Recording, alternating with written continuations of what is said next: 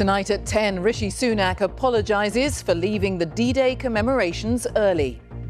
I returned home before the international leaders event later in the day. On reflection, that was a mistake and I apologise.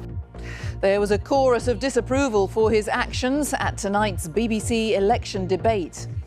Yes, good evening from the debate spin room. Yeah, there was universal criticism of the Prime Minister on the programme from the politicians tonight, including from a member of his own cabinet. And also on the programme, CCTV images emerge of the last sighting of the missing TV presenter Michael Mosley. The search for him continues in Greece.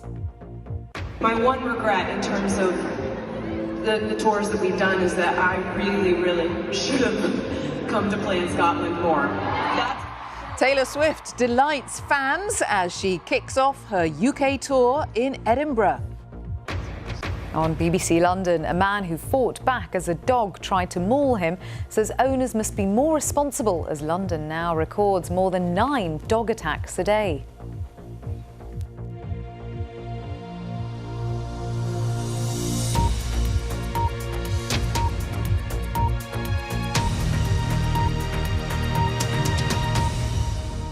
Hello, good evening. Rishi Sunak has apologised and said he made a mistake by leaving yesterday's D-Day ceremonies in France early. The Prime Minister attended a service commemorating British veterans, but then returned to London and recorded a television interview. Tonight, during the second TV debate of the election campaign, the Cabinet Minister Penny Mordaunt said Rishi Sunak had been completely wrong to leave when he did. Our political editor Chris Mason joins me from the debate spin room. Chris. Yeah, evening to you, Jane. So a septet of politicians for 90 minutes on a Friday night. I grant you it's not traditional weekend entertainment, but then again, there is an election on. Lots discussed and debated. We'll bring you the highlights on the programme tonight. And a keen reminder too that, yes, there's lots of focus in this campaign on the race to be Prime Minister, but there is a smorgasbord of options that voters will have in front of them, depending on where you are around the UK, and a cacophony of voices. And we've got a real sense of that this evening here on BBC One. Oh, and all 7 of them had rather a lot to say about the big story of the day.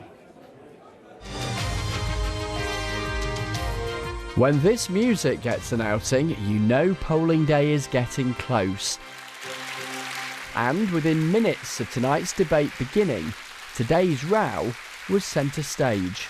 What happened was completely wrong, and the Prime Minister has rightly apologised for that. Thank you to all those that have served in our armed forces and continue to do so in what is a very, insecure world at the moment. A Prime Minister who puts his own political career before public service is no Prime Minister at all. It was not only politically shameful, but I think many of us feel personally quite insulted. We all owe a huge debt to our veterans, those from D-Day and those from conflicts since. I think was a complete and utter disgrace and shows us we actually have a very unpatriotic Prime Minister. It was dreadful. I think what we saw from the Prime Minister was panic, and I think it's the same pre-election panic that gave us that back of a fag packet plan for a new national service. From this evening to this morning. Here we are. And Rishi Sunak arrives at a nursery in Swindon. Is it a new low point for you, Prime Minister, apologising to the veterans? I thought I'd turn up too.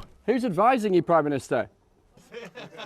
Inside, playing in the sandpit and gentle chat with the nippers. What's your favourite ice cream flavour? I think. But sharp questions from the reporters. You left early. What were you thinking? Over the past 2 days, I've participated in a number of events in Portsmouth and France to honour those who risked their lives to defend our freedom and our values 80 years ago. The itinerary for these events was set weeks ago, before the start of the general election campaign, and having participated in all the British events with British veterans, I returned home before the international leaders event later in the day.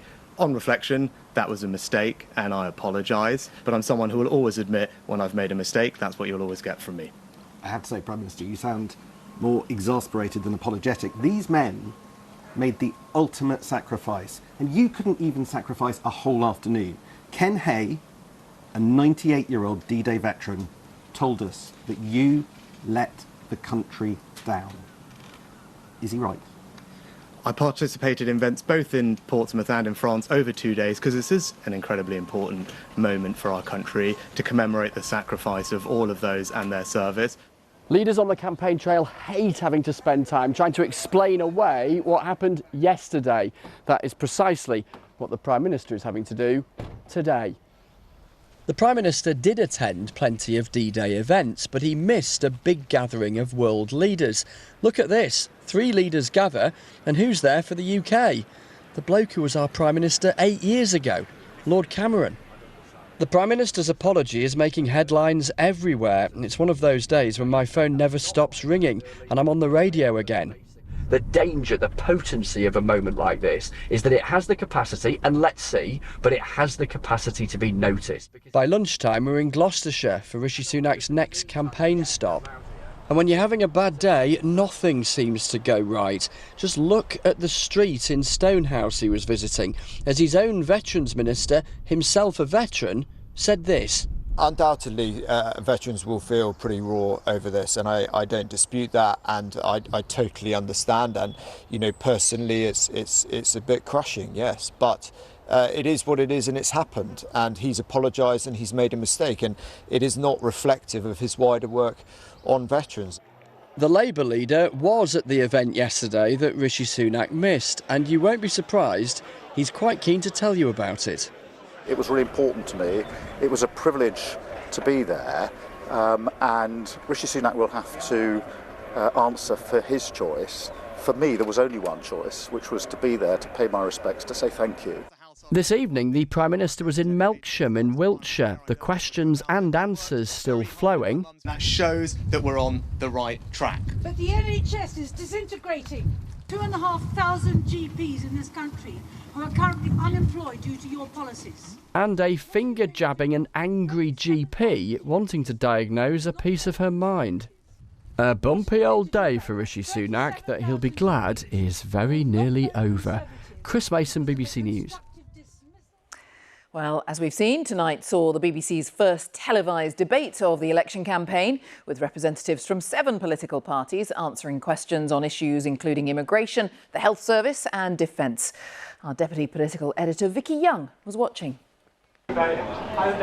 7 parties with 7 agendas, all hoping to persuade you that they have the answers. The questions came from the audience, reflecting concern about the economy, public services and high numbers of people coming to the UK. What are the parties going to do about immigration? Migration is absolutely essential to our public services, it's absolutely essential to our businesses, and it's absolutely essential to our economic. Migration's been a good thing for this country, and so in the Green Party, our immigration policy is not about arbitrary numbers. That's why we're not talking about caps. Instead, it's about making our immigration system fairer and more humane. Unsurprisingly, the former leader of the Brexit Party had a different view. Frankly, it's making us poorer, it is diminishing our quality of life, and it's nothing to do with race or any of those issues. It's to do with actually putting the interests of our communities first. Let's change the tone of the debate on immigration. You know, too much of it is framed around, frankly, the bigotry of people like Nigel Farage. Please. Is that the best you can do? Plaid Cymru will stand up to Nigel Farage. Open doors, on everyone immigration. come. Of course we need rules.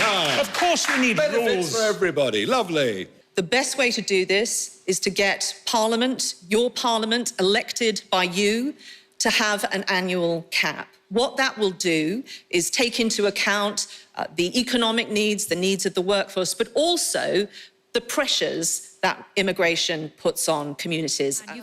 Labour and the Lib Dems say the answer is to boost training and wages for those already here. People come to this country and they're propping up many of our services because we haven't trained the people to do that. But this is how Liberal plan.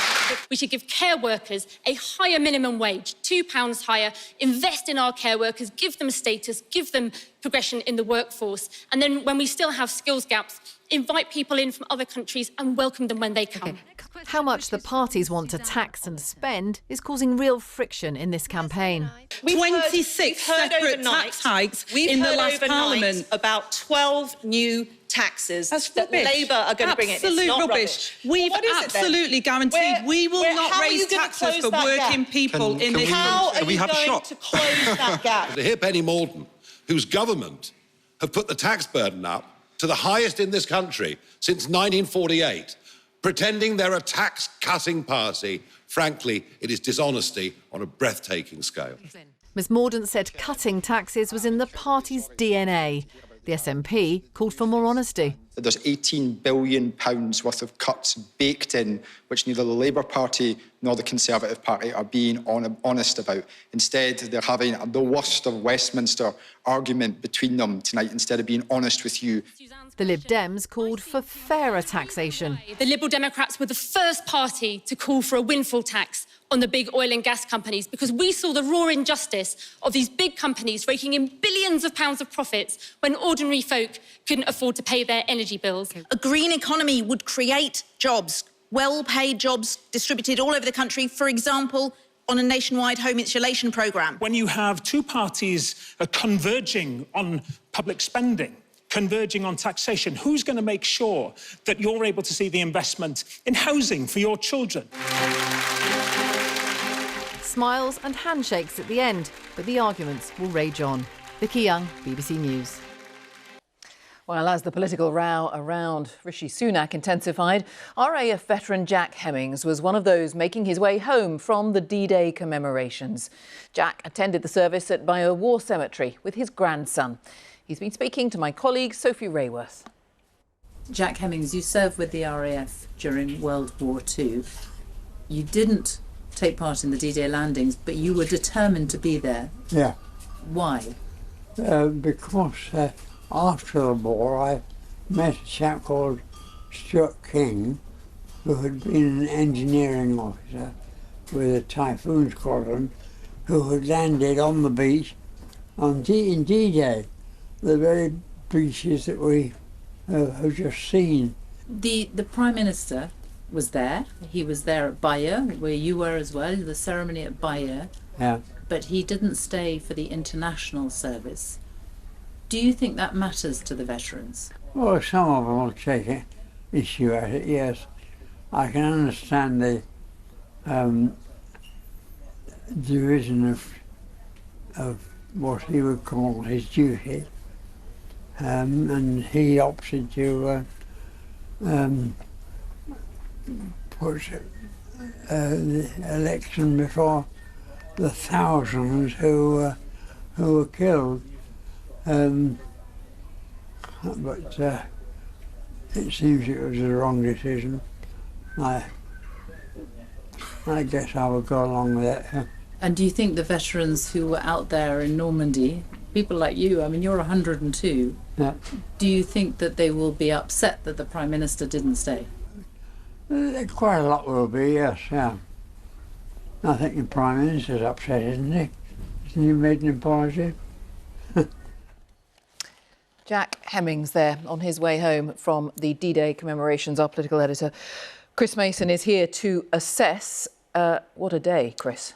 What a day. When you hear those words from Mr. Hemmings, the gravity, the authority that comes with his experience, you don't need me to tell you just how awkward this has been for the Prime Minister. Now, it's interesting that he chose to apologise and will try and make a virtue of at least being able to say, look, I'm the kind of guy who is willing to apologise when I make a mistake. There's also a brutal truth in doing so in a general election campaign, which is that it puts rocket boosters up the whole story. It makes a bigger story out of all of it. I've been trying to get to the kind of anatomy of this cock-up, to put it bluntly. And part of it is the kind of stagecraft of statecraft. When a Prime Minister as head of government is at an event, an international event like that, and the King is there and plenty of others. Loads and loads of conversations have gone on for weeks about this prior to the general election campaign, although the Prime Minister of all people had an idea of what was coming, even if the rest of us didn't. And he says, as we heard there, that he'd have come back early anyway, irrespective of the election campaign, irrespective of that interview he did on ITV, which kind of does raise the question, well, would there not have been questions around your judgment, irrespective of the election, if that's precisely what you had done? Bluntly, what happened here is he and his team did not realise until it was too late that this would look terrible. And when they realised it looked terrible, they said sorry. Quick look ahead to next week. Prime Minister will hope to put this behind him, although plenty of Conservatives are absolutely livid because they fear people will remember it. We're going to get to the manifestos, and I expect the Conservatives are going to pledge to cut stamp duty for first-time buyers. Doesn't look like there'll be any pledge on inheritance tax in the manifesto, but they'll try and get back, I think, to some of the big-ticket items in the hope they can put a terrible day behind them. Chris. Thank you, Chris Mason. And for more reaction to that decision on the part of Rishi Sunak to leave the D-Day commemorations early, you can join Faisal Islam a little later on Newsnight. Yes, an election debate dominated, as we've been hearing, by the D-Day row hanging over Rishi Sunak. A remarkable apology for leaving Normandy before the main international commemoration. We'll have more on that and tonight's BBC debate here on Newsnight with members of the Cabinet and Shadow Cabinet and a top political panel. That's on BBC Two, BBC News and iPlayer at 10:30. Faisal, thank you. Faisal Islam there later with you for Newsnight. And now we'll look at the rest of the day's news. And new CCTV images have emerged in Greece, which appear to show the missing TV presenter Dr. Michael Mosley less than half an hour after he left a beach to go on a walk. The 67-year-old was on holiday on the island of Symi, which is between Kos and Rhodes. He set off from the beach at St Nicholas at lunchtime on Wednesday. The CCTV images show that he appears to have made it to the nearby village of Pedi. He was staying in the other town that you can see there on the map, Iassos, with his wife, but he failed to arrive there. Joe Inwood has the latest from the island. This appears to be Michael Mosley, more than 20 minutes after setting off from the beach where he'd been relaxing with his wife. Now, the CCTV images were taken from a camera here in the village of Pethi. Crucially, that's at the end of the coastal road, which had been the source of so much concern. And it's led to the local mayor saying they're confident he did make it this far. We have eliminated the possibility he had an accident along the footpath, because there are people who saw him with an umbrella and a hat walking through town. But we've lost him from here onwards, because there are no more cameras. The initial fear was that something might have happened to him as he passed along this beautiful, rugged but unforgiving coastline in the heat of the midday sun. Greek authorities had brought in search and rescue teams from the surrounding islands. This policeman and sniffer dog have come all the way from Athens. Lee and Vicky were at the exact spot where he would have entered the village all day on Wednesday. It's very quiet village, and then obviously usual turn up, you've got the helicopters flying around, search and rescue everywhere. So yeah, obviously the mood's changed. Yeah, since we realised he'd gone missing. It's quite shocking. It's sort of, yeah, we've been worried. So I like to cycle around. It beats the traffic. Michael Mosley is well known to audiences in the UK as a science and medical broadcaster. He's a regular face on the BBC. Now I'm about to do something that many years ago I swore I would never do. A presenter known for getting stuck in. It's disgusting. The milk I'm going to keep. It's on the banned list, but I don't... He would often focus on diet and exercise. So I'm left with a decent amount of food, including, I'm pleased to say, a bottle of red wine. And he's a regular on The One Show. Last night's programme opened with a message sharing the feelings of many viewers. Now, as you'll have heard on the news, lots of us are concerned to hear that our friend Michael Mosley has gone missing whilst on holiday in Greece. The fact that Michael Mosley appears to have made it at least to this idyllic village is the first positive news in more than 2 days. But where did he go after that? We understand the search operation will be opening new areas tomorrow, away from the direction of the house he was staying in. Now, of course, the discovery of these CCTV images is positive news. At least it is some news in terms of working out what's happened to Michael Mosley.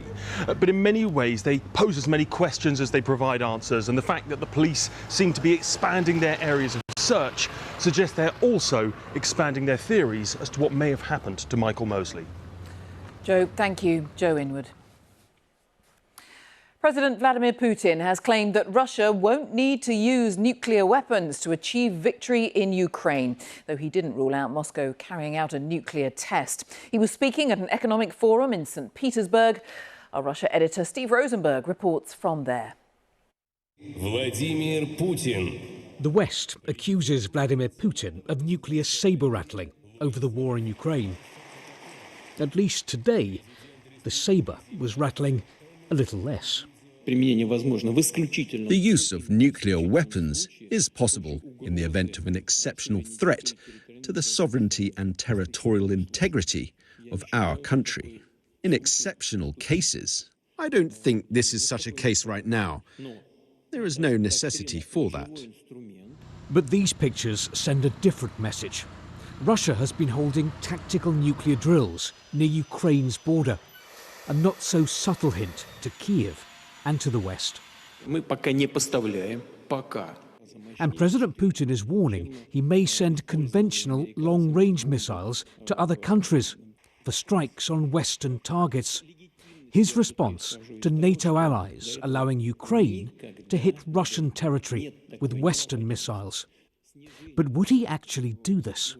Some people in the West say, we've heard it before from Russia. We've heard sabre-rattling the last 2 years. Always. And that it's a bluff. Yeah, of course. It's always bluff. Till the time when it's not.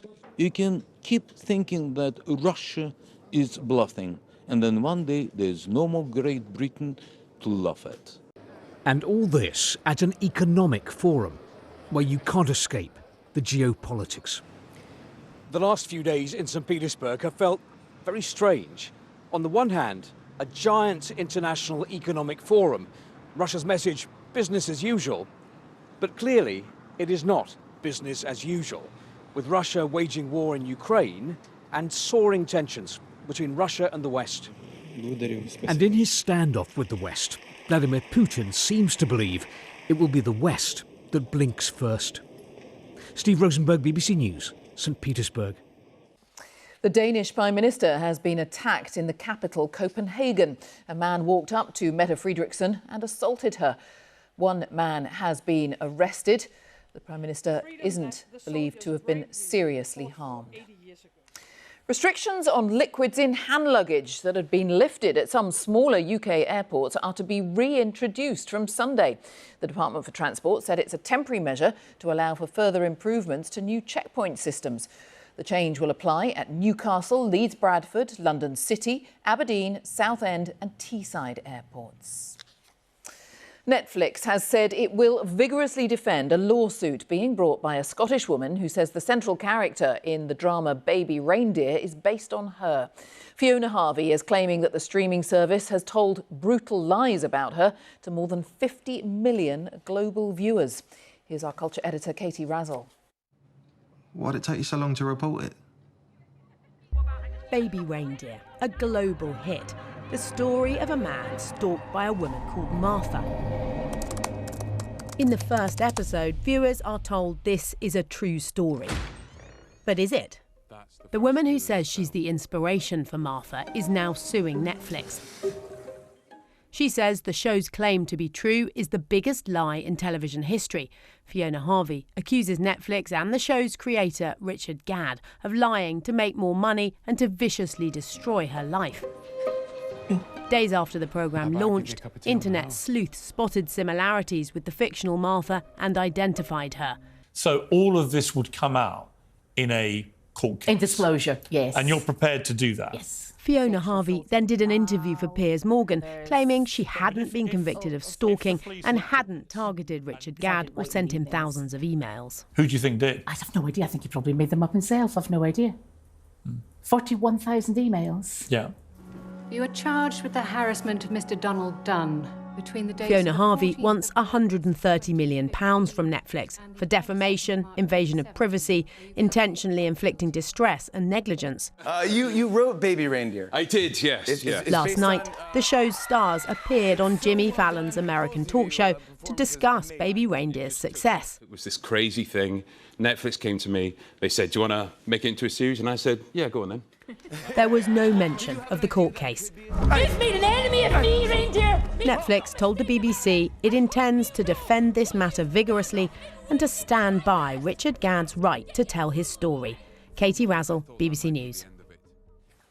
England have suffered a shock defeat to Iceland in their final warm-up match before the Euros, losing 1-0 at Wembley. Scotland were also in action, drawing with Finland at Hampden Park. Joe Wilson reports. In Glasgow, the last game before the big time. The merchandise outside had missed the big selection news. No, Jack Grealish isn't going to the Euros. So what's the aim of these final friendlies? Well, build confidence, finesse tactics, and don't get injured. England were behind, concerned, a bit confused. Steinson has stunned Wembley. Well, a tide, yeah, and to their optimism. Now, do results in friendlies directly equate to performances in major tournaments? Of course not. But here at Wembley, England have missed such a big chance to build assurance on the pitch and to inspire people in the stands. So many here were leaving before 80 minutes. A week before the Euros, Scotland have found a route to goal. I think England have just opened themselves up to a week of very difficult questions. Thanks, Joe. Joe Wilson. It's been a long time coming for Taylor Swift fans, but tonight the US superstar played the first UK gig of her Eras tour. Fans started queuing at 5:30 this morning in Edinburgh to be the first through the doors of Murrayfield Stadium. Our music correspondent Mark Savage was at the gig. Buzzing! The gates at Murrayfield opened at 4 o'clock for the biggest stadium show in Scottish history. Almost 73,000 people, all here to see the current Queen of Pop. Before now, no tour in history had made $1 billion at the box office. But by the time Taylor Swift wraps up these concerts in December, she'll have made $2 billion in ticket sales alone. Fans like these paid an average of £208 per ticket, and they say it's worth every penny. To be fair, ours weren't that expensive. We're at the back. So we were in pre-sales, so we weren't too bad, but I think it's just the atmosphere, the production. Like, it's not just her singing, it's the whole vibe to it. It's that experience. There's a lot of connection between fans, mothers and daughters, boyfriends and girlfriends. Why do you think that is? I think because, like, through all her songs, like, she really speaks to a lot of people.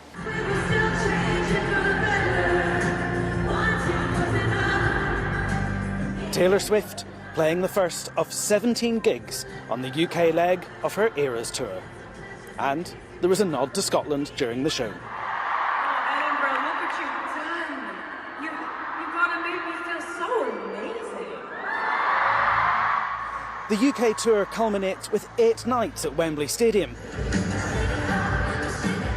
beating a record set by Michael Jackson in the 1980s.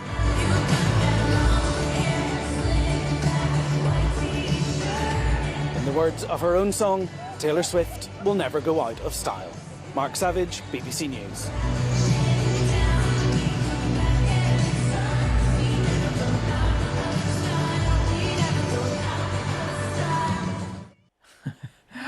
That takes us to a look at the weather. Ben Rich is with me. Hello. It'll feel a bit like warmth has gone out of style, I think, over the next few days. Jane, some of us saw some reasonably high temperatures today. Parts of eastern England, 21 degrees. That's about the average for this time of year. Whereas in the north of Scotland, something more like 11 or 12 degrees. That is a bit below par. There's more where that came from, this feed of rather cool air from the north, unseasonably cool air, which is going to be with us not only through the weekend, but into the start of next week. Right now, well, we've got a bit of a mishmash out there, some areas of cloud, some spots of rain, some clear spells. By the end of the night, it'll tend to resolve itself into a lot of clouds, some spots of rain, and a reasonably mild end to the night across the south, whereas further north, we'll see some clearer skies and it will be quite a chilly start to tomorrow morning. So for tomorrow, England and Wales starting with a fair amount of cloud, a bit of showery rain.